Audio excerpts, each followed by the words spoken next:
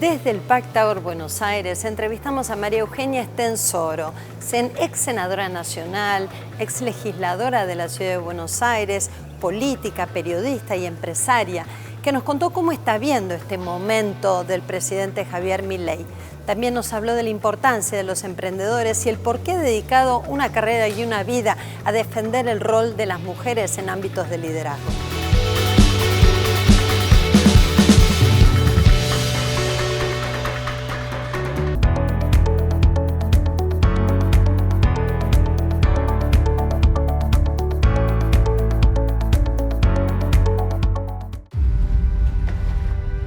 ¿Dónde se estudia cortar el agua? ¿Dónde se aprende meteorología por olfato? ¿Dónde se doma el miedo? ¿Dónde? En los intentos. La experiencia nos hace más fuertes.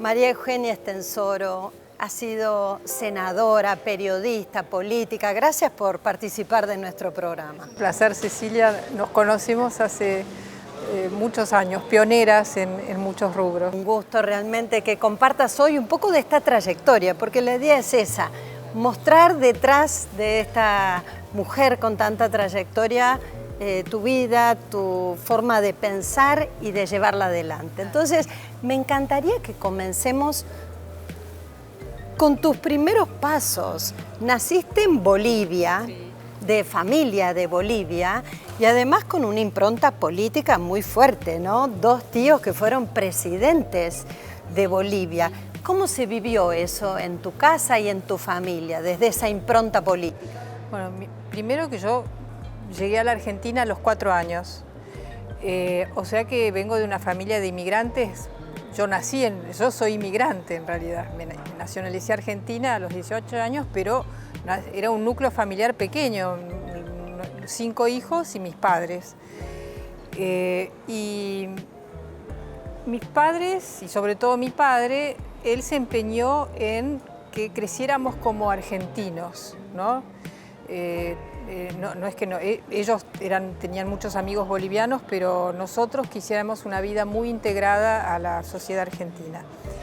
¿Y cómo fue lo de tener una familia de presidentes? Mira, mis abuelos Estensoro fueron exiliados, mi abuelo Estensoro por su primo hermano Paz Estensoro, que lo exilió de Bolivia en los años 50. Y murieron en el exilio, nunca pudieron volver a Bolivia, fue muy duro. Así que Paz Estensoro, que es el más famoso, bueno, los dos, es el más famoso, y en mi parte de la familia no era alguien tan querido, y mi padre era bastante reservado respecto de su infancia y eso. Del lado de mi madre está Banzer, que Banzer primero fue un dictador, un general Banzer, pero después fue elegido democráticamente y fue ya con el retorno a la democracia en Bolivia. Y eran de dos ideologías distintas. Bueno, Paz Estensoro fue como el Perón de Bolivia. Era un nacionalista, antiimperialista, hizo la reforma agraria y todas esas cosas, la estatización de las minas en Bolivia. Pero Paz Estensoro fue también el Menem de Bolivia en los 90. Qué mezcla, ¿no? Él mismo las hizo, no como Perón una cosa y Menem otra dentro del peronismo, sino que la misma persona hizo los dos procesos. Y por el lado de mi familia estaba Banzer, pero había como liberales y nacionalistas, te diría. Tal vez lo que aprendí de mi familia boliviana es a compartir en la diferencia, como que en una familia cabía de todo, ¿no? ¿Por qué se vinieron a la Argentina?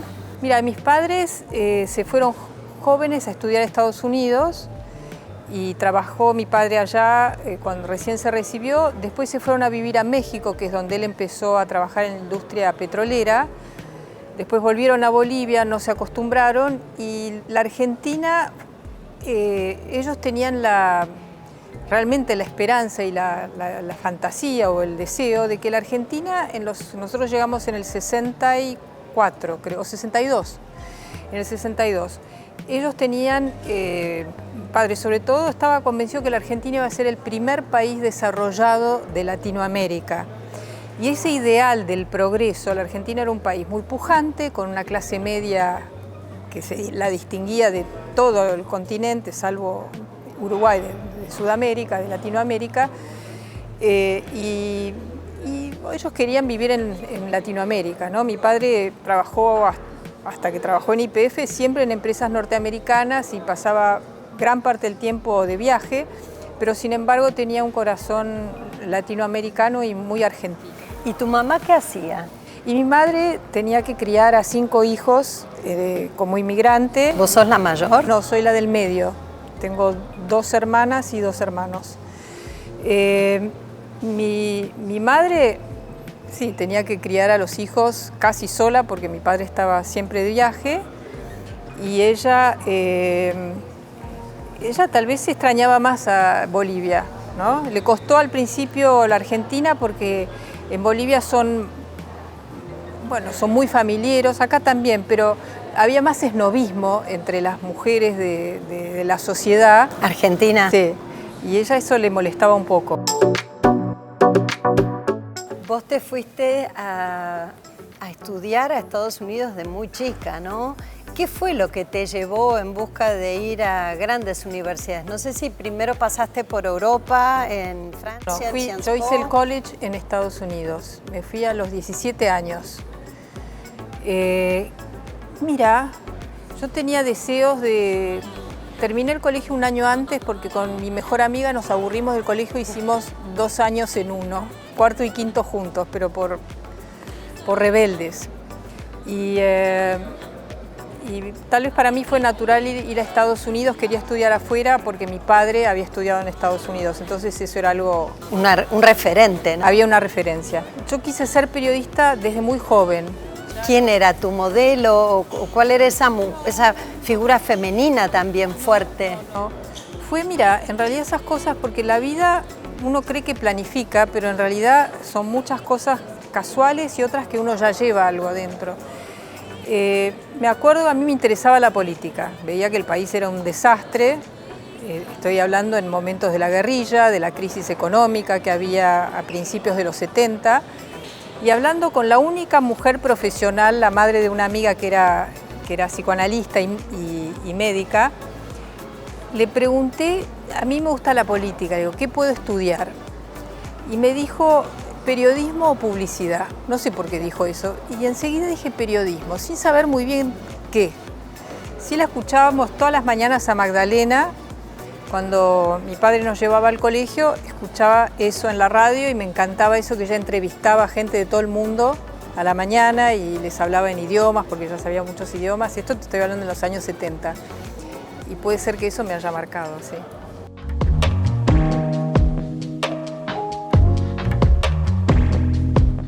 Volviste a la Argentina en un momento clave, ¿no? Que fue la apertura democrática de nuestro país, un antes y un después de lo que representaba con todos los ideales, y ahí empezaste a ejercer periodismo. Yo volví a la Argentina, me gradué de Columbia como periodista y justo volví para la campaña del 83 y vine como cronista de la revista Time.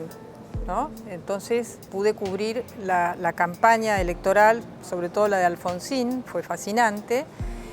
Y te diría que mi vida está totalmente imbricada con el restablecimiento de la democracia y es difícil separar a mi historia personal de nuestra vida política y económica y social de los últimos 40 años. Sí. Trabajaste también para la revista Noticias como editora, colaboraste para Mercado en su momento.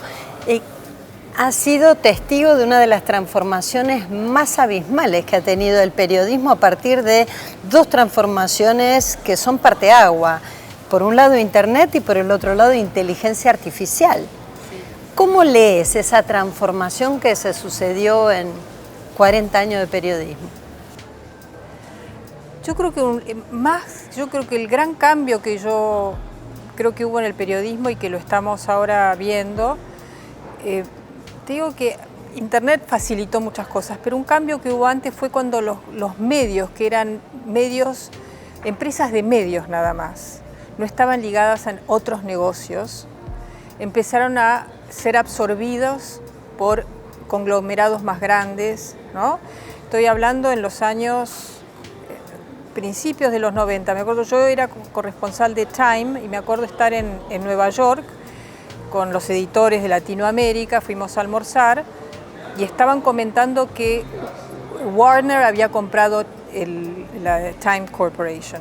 Y entonces decía que vamos a tener que escribir que las películas de Warner son buenísimas. Todavía había mucha desconfianza y yo creo que de alguna manera ha dañado al periodismo el que las empresas sean parte de o empresas telefónicas o grandes bancos o quién sabe quiénes son los dueños, porque no siempre está puesto el interés del ciudadano y del país detrás de los dueños de los medios, ¿no? Entonces creo que eso fue, y eso también fue degradando la tarea del periodista. Creo que Internet facilitó muchísimo el acceso a la información, el poder mandar, y antes bueno, vos sabés, para uno tenía que hacer un acto, tenía que ir a los archivos de los diarios o tenías que sentarte horas al lado de los diseñadores, si querías cambiar títulos. Claro. Hoy todo eso es mucho más rápido, en eso es fabuloso.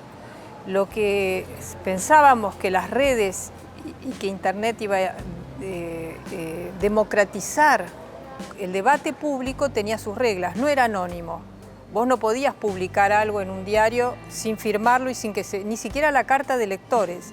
Entonces, el debate vos te tenías que hacer responsable o eras pasible a un juicio por injurias o calumnias, etc.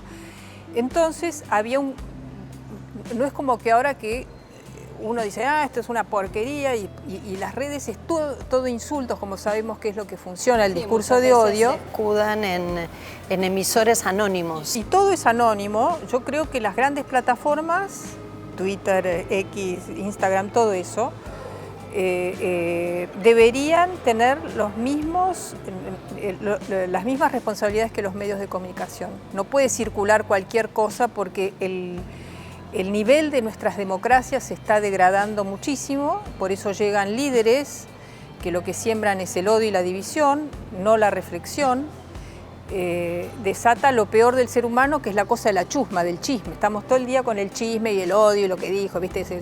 Y eso está bien para puertas adentro, pero no lo que compartimos, la sociedad que estamos construyendo. ¿Aprovechás herramientas de inteligencia artificial? Mira, poco, sí, uso ChatGPT para buscar información y ayudarme, no para escribir, todavía no he intentado eso, pero sí me asombra cuando querés algo y la rapidez. La rapidez.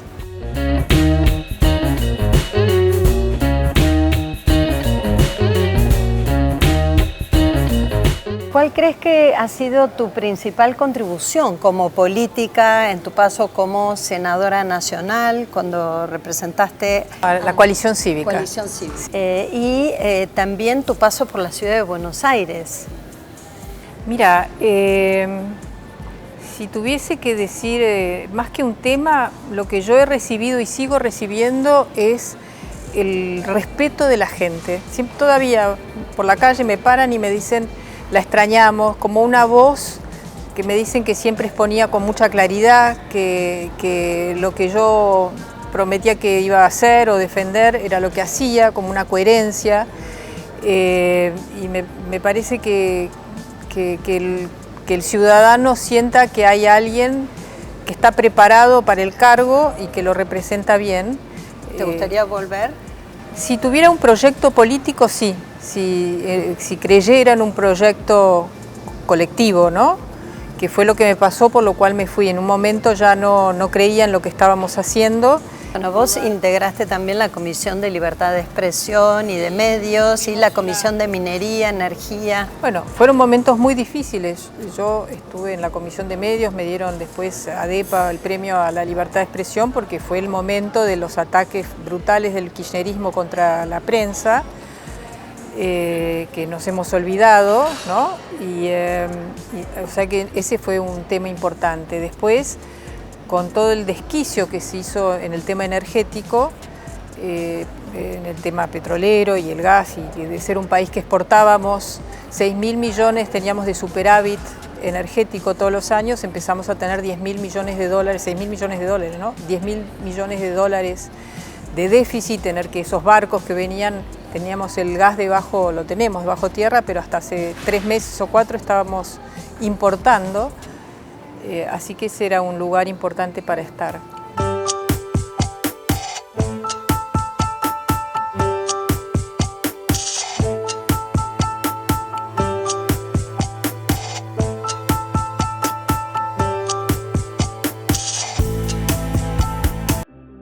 Como periodista, política y madre, por ejemplo. Sí. En 3 hijos que hoy ya son adultos, pero que te han acompañado con parejas, ¿no? Sí, sí. Mira, yo creo que lo único que planifiqué en mi vida fue ser periodista y estudiar en Estados Unidos.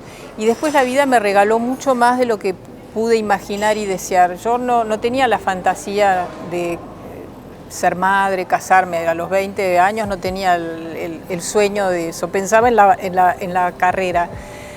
Y sin embargo, cuando nació mi primer hijo fue un descubrimiento tan maravilloso que descubrí lo extraordinario que es ser mujer, que es ser madre, que tenemos las mismas posibilidades que los varones, pero que somos diferentes y que somos como parte de un círculo de vida, un eslabón en una cadena maravillosa y misteriosa de la vida. Y lo mejor que yo he hecho en mi vida es tener estos 3 hijos que me enseñaron. ¿Cómo se llaman tus hijos? Blas, Gaspar y Francisca. ¿Alguno sigue tus pasos? Mira, Francisca estudió ciencias políticas y pensó que se iba a dedicar a la política, pero en 2 años, aguantó 2 años y ahora trabaja en temas de políticas públicas ambientales, pero desde el sector privado. Después tengo un hijo que se dedica, que es más intelectual y se dedica a la cultura, que sacó esa parte mía, trabaja en un centro cultural en La Boca, y después tengo otro hijo que es más emprendedor. Cada uno tiene un pedazo y 2 de ellos, sobre todo Francisca, tiene una parte espiritual, es profesora de yoga también muy, muy desarrollada, y eso también es algo que también fue una sorpresa en mi vida.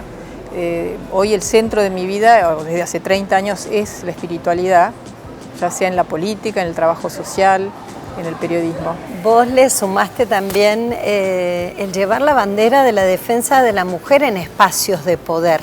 Empresario, junto con Norma Morandini, comenzaste la revista Mujeres y Compañía ya en los 90, que ahora están relanzando, ¿no?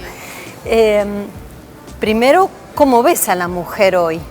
Bueno, yo creo que ha habido un cambio enorme desde los 90, cuando lanzamos Mujeres y Compañía con Norma Morandini, a hoy. Antes era un nicho, más bien eran mujeres de izquierda, sociólogas, psicoanalistas, historiadoras, sí, hablar académicas. De está mal visto. Sí, te decían, bueno, yo no soy feminista, pero...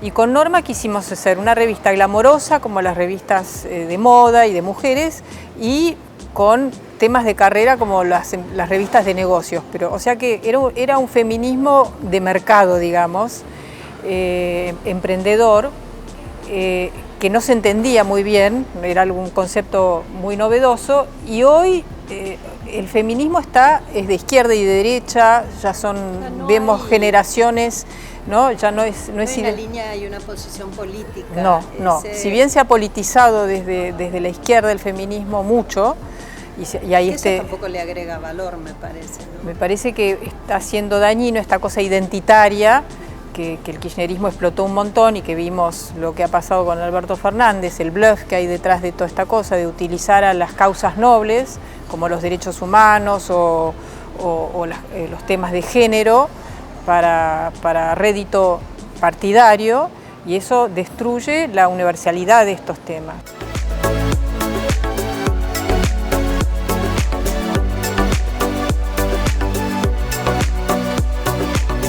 Hoy la están relanzando a Mujeres y Compañía. ¿Cuál es la gran novedad que trae? Bueno, la gran novedad, nosotros en su momento, como era todavía un tema de nicho, el feminismo o el desarrollo de la mujer, ahora yo creo que está muy atraviesa. Las empresas tienen programas de liderazgo femenino para que las mujeres aspiren a cargos más altos. Lo que nos permite Internet es llegar a la lectora con más facilidad y no en el kiosco, que como vos sabés era complicadísimo en ese sentido. Y el perfil es el mismo, solo que... Bueno. ¿Cómo tocar también a las nuevas generaciones para apasionarlas en que el semillero de profesionales sea más amplio? Porque llegar a la cima siempre es más difícil, ¿no? Y requiere de no solo los talentos naturales, sino la determinación y la vocación. Y la franja de la edad en la que la mujer elige tener hijos y cuidarlos, ¿no? Las tareas del cuidado hacen difícil el manejo paralelo de carrera y... De varias generaciones de mujeres, desde 30 años a, te diría, 75, antes de relanzar, o de lanzar lo que decimos mujeresyco.com, porque ahora es digital. Hicimos este encuentro de mujeres de varias generaciones y lo que nos sorprendió de las más jóvenes, que nos decían en este momento hay un tabú contra la maternidad. Los jóvenes de mi edad dicen, bueno, ¿para qué vamos a tener hijos si ahora se va a terminar el planeta? ¿Cómo vamos a mantenerlos o cómo vamos a pagar los estudios? Hay como una, ¿viste? Hay una desesperanza, incluso mujeres que quieren tener hijos pero no sienten que sus parejas los están acompañando. No sabíamos... Bueno, es un problema mundial, ¿no? Claro, ¿viste? La baja... pérdida de la natalidad, sí. Con muchísimos países que tienen 1.1, 1.3... Bueno, en Latinoamérica ha caído también un montón. Porcentaje de hijos por pareja. Sí. Hay como ese temor al futuro. ¿Cómo ves a los emprendedores en nuestra Argentina? ¿Y crees que en este modelo liberal se están reenamorando del deseo de ser su propio jefe? Mira, la Argentina tiene una gran capacidad emprendedora. Hoy sigue siendo la gran fábrica de emprendedores de alto impacto y tecnológicos de Latinoamérica, pero lo que dice el informe de la Asociación Latinoamericana de Capital de Riesgo es que somos la gran fábrica, lástima que muchos se van a vivir a otros países. Esperemos que se logre desregular la economía, estabilizar nuestra moneda y que todo ese talento pueda generar la riqueza necesaria no solamente para los emprendedores, sino para la sociedad. Sí que voy a poner un tema. La Argentina, además de todo lo que tiene de granos y minería y lo que se está impulsando, y el petróleo, la energía, los países que progresan son los que incentivan el desarrollo de empresas del conocimiento. La Argentina tiene esta gran capacidad científica y esta gran capacidad emprendedora. Pero no hay ningún país que lo haya logrado si no invierte más del 1,5% en ciencia y tecnología. Vos con Silvia Neistat, una destacadísima periodista con una gran trayectoria en el mundo de los negocios y editora jefe de Economía en Clarín, publicaste 2 libros, ¿no? Argentina Innovadora, donde mostrábamos, eso fue en el 2017, donde decíamos, la Argentina tiene las 2 insumos más importantes que necesita un país para desarrollarse en el siglo XXI. Un sistema científico, tal vez de los mejores o el mejor de Latinoamérica, con 3 premios Nobel en ciencias, y los emprendedores más destacados de Latinoamérica hasta ese momento, ahora nos están sobrepasando. Si logramos convertirlos no unos por un lado, porque Macri decía que era el gobierno de los CEOs, y Aníbal Fernández que era el de los científicos. Y en realidad necesitamos gobiernos donde científicos y CEOs y emprendedores trabajen juntos. Y rescaten la ética, rescaten la inclusión, la responsabilidad social, el cuidado del medio ambiente, o sea, una mirada sostenible y sustentable, ¿no? Que también se plantea en el segundo libro que publicaron. Sobre Uruguay, que nos preguntamos por qué Uruguay, el país con menos recursos naturales, menor población, es el país que tiene el ingreso per cápita más alto de Latinoamérica, casi el doble de Argentina, de Brasil y México, siendo que es un país así pequeñito, y la tasa de pobreza más baja. Bueno, tal vez ayuda a veces ser pequeñito, ¿no? No, Haití es pequeño y es ¿no? Porque no tienen mercado interno, no tienen recursos, tienen una cultura política de respeto por la ley, de respeto por el ciudadano, no buscan líderes populistas, ni mesías, ni nadie, desconfían de eso, son ciudadanos adultos, tal vez mucho menos apasionados que nosotros, que buscan gente que administre, pero no que les venga a salvar o se meta en su vida. Vas a recibir un premio por la fundación que fuiste una de sus... De las creadoras. Fundación Equidad es una fundación que creamos con mi pareja Haroldo Grisanti hace 25 años, en el 2001, después de que yo dejé Endeavor, porque decía, bueno, ahí los emprendedores de Endeavor se pueden ayudar solos. Fui una de sus fundadoras y directora ejecutiva. Y Equidad la creé en ese momento porque dice, ¿qué va a pasar con el 80% de la población que no tenía acceso a internet o computadoras? Y creamos Equidad y hoy nos están dando un premio, el Premio Nacional a la Economía Circular. Felicitaciones. Sí, muchas gracias. Es muy emocionante porque tenemos un programa muy vasto de reciclado de computadoras y hemos donado ya 40.000 computadoras. ¿Se pueden donar aunque sean viejísimas? Nosotros sacamos las partes de 3 viejas, hacemos una nueva. Qué bueno. Y las empresas nos donan su material cuando cambian las computadoras. Y es impresionante. Bueno, hicimos una alianza este año con el Hospital de Clínicas, hablando de la universidad, que no estaba informatizado, y nosotros hemos hecho una donación de 500 computadoras. Así bueno. Que, bueno, eso. Felicitaciones. Bueno. ¿Cuál quisieras que sea tu principal contribución a nuestra sociedad, a las Américas, al mundo? Mira, sobre todo a la Argentina, ojalá pueda contribuir a que vivamos en una sociedad democrática, no solamente porque votamos, sino porque respetamos a los que piensan distinto, porque no demonizamos al adversario, porque la ley es pareja para todos. Me encantaría me encantaría ver eso y una Argentina próspera donde podamos ponernos de acuerdo no solamente en una visión política, sino también una visión económica con los matices de izquierdas, derechas, pero no esta cosa de confrontación y ruptura. Ojalá yo pueda colaborar.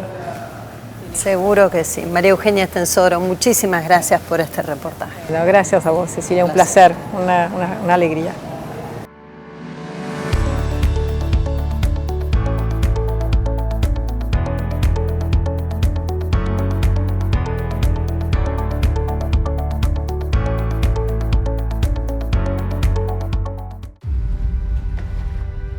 ¿Dónde se estudia cortar el agua?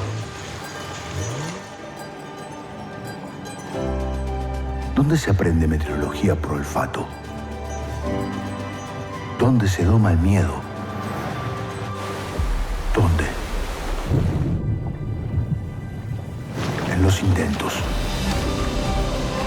La experiencia nos hace más fuertes.